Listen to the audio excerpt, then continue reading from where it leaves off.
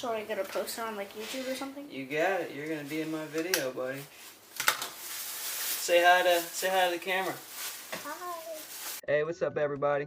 It's Chad Logan Morris here with my nephew Logan, aka Elmo, and we're gonna show you just how easy and fun it could be to make a basic pattern of sacred geometry like you see here. Now, I'm not gonna bore you with the various names and types of sacred geometry patterns, but I can at least tell you that this one is basically just one step away from what's known as the fruit of life pattern, except we didn't add the outer circles. The pattern we're doing could also be seen as a two-dimensional cube if you look at it from the right angle, but even more recognizable would be that honeycomb hexagon shape. And so with that basic understanding, and without any further delay, let's go ahead and get right into it. So to start, all you need is a pack of multicolored construction paper to cut out 7 circles. And we are fortunate enough to have circle punches to make it even easier, but you could also use a stencil and cut them out with scissors.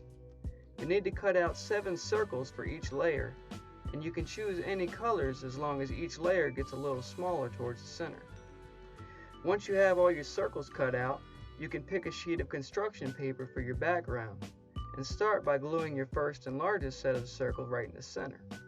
Take your next circle, and after applying the glue to the back of it, you will place it right up against the bottom of the first one, but be sure not to overlap them. Then repeat the process with the third circle at the top. For your next circles, you just place them in the corners the same way. And now that you have your basic pattern laid out, you just repeat the same process as you add smaller and smaller circles. You just got to be sure to keep them as centered as possible as you go, and the good news is you can always just adjust them before the glue dries if you need to. You should also try not to overdo it with the glue because it can make your picture too wet, which is what Logan was realizing the more he went on. Using too much glue can also make it go through the paper and cause your picture to stick to the surface underneath it. So that's another thing you want to try and watch out for. I'm sure you can see just how easy this process really is by now, but despite that, it's still very satisfying for a kid to make, and I was loving watching how excited and proud he was of his art. I also think it's very important that we teach our youth about sacred geometry from a young age, so they grow up seeing the world with new eyes and learn to respect the underlying beauty and geometry that nature has to offer.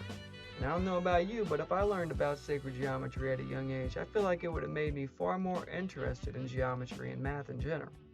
And just to spark a little more interest and wonder, here's several more examples of where we see these hexagonal shapes in nature. We've already seen the honeycombs, but here we see it in flowers,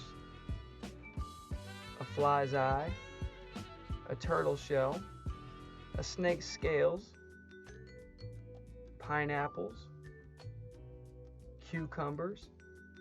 Watermelons are really cool and have the spirals as well. This is algae close up. Rock formations. We can see it all the way down to molecule structure, and we can even see it as a gigantic one on the North Pole of Saturn. I mean, how incredible is that? And last but certainly not least, my all-time favorite, snowflakes. I mean, just look at how beautiful that is. I honestly didn't even believe they were real the first time I saw these close-up images. Just plain awesome. Come on. Well, I hope you enjoyed the video, and maybe you got a little inspiration out of it, but here's to bringing more fun and creative art into the world and teaching our youth about the underlying geometric beauty of our scientific spiritual world. So yeah, I'll see you guys next time. Simo and Elmo out. Peace. Ha ha! Yes!